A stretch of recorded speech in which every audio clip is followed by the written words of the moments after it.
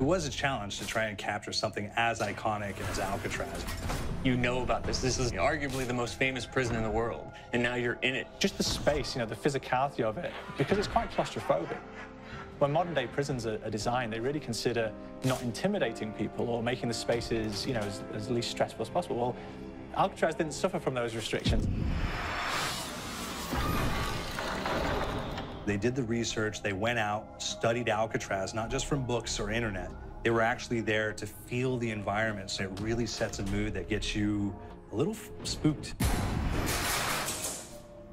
Well, we kind of started with the base layout of Alcatraz. The entire island we ended up roughing out in kind of a white box form, and then figuring out what play spaces we wanted to use out of that, what would be the most interesting areas to play in, and the connections between spaces, and spaces that the public doesn't necessarily get to go into.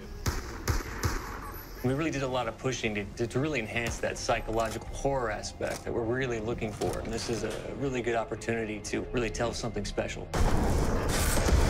Like I got stuck right through the gates of hell!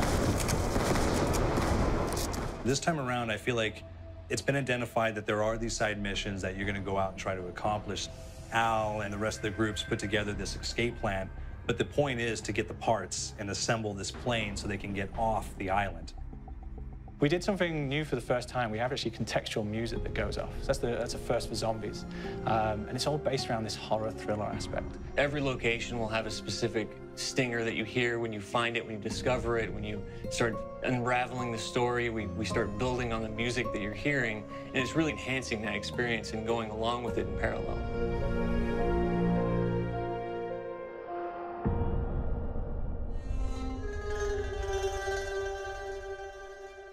Because we wanted to embrace this kind of horror thriller element, we wanted character actors, guys who could really embody someone and then convey emotion. So that's why we went for guys like Ray Liotta, getting in that kind of guy. We wanted a frantic nature, so he plays a character called Billy Handsome, who's this kind of psychopath who would be employed by the mob to kill people in interesting ways. Chaz Palminteri, he plays a guy called Sal DeLuca, an old mob boss.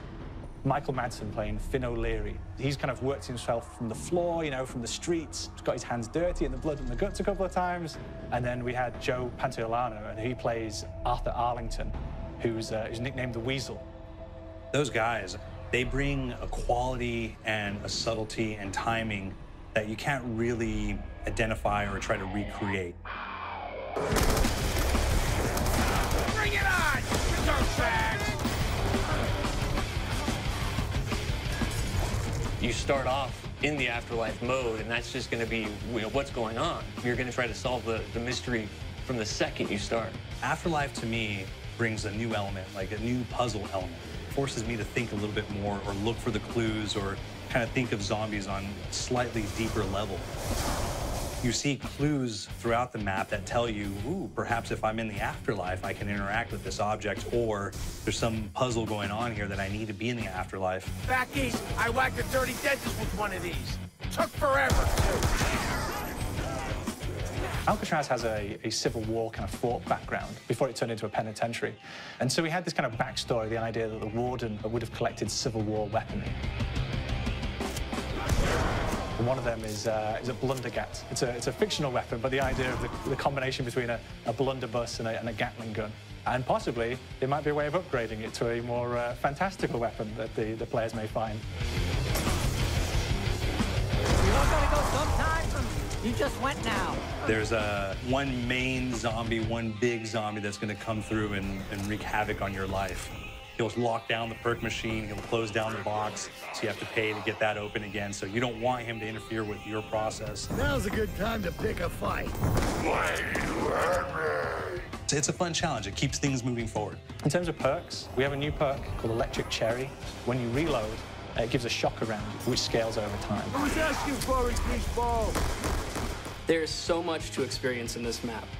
Every time I play it, there's a new tactic to take, a new experience, a new objective to go for.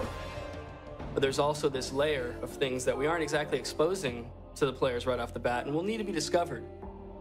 Don't let me go.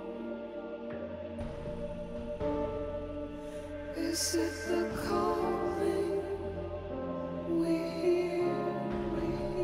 We've got the undead in there, we've got these historical elements, and these fantastic actors all seem to be with peace with each other in this kind of same world. So it's magical, and our team is incredibly excited by it. This is the call.